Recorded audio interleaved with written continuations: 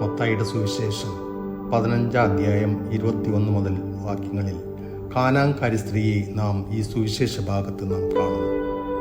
അവൾ തൻ്റെ മകളുടെ സൗഖ്യത്തിനായി യേശുദേവനോട് വളരെയധികം യാചിക്കുകയും ചെയ്യുന്നു.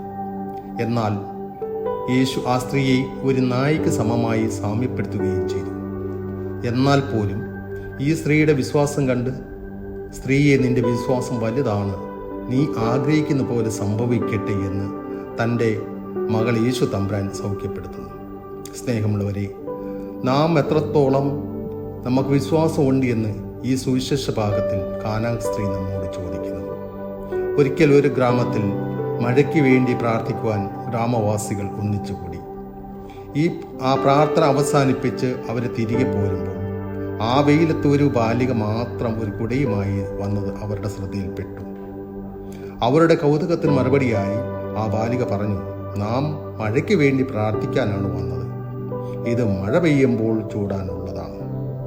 സ്നേഹമുള്ളവരെ, ഈ നോയമ്പ് കാലത്ത് നാം കൂടുതൽ വിശ്വാസത്തോട് ജീവിക്കുവാൻ പരിശ്രമിക്കാം. ദൈവകൃപ നമുക്ക് ലഭിക്കട്ടെ എന്ന് പ്രാർത്ഥിക്കുന്നു.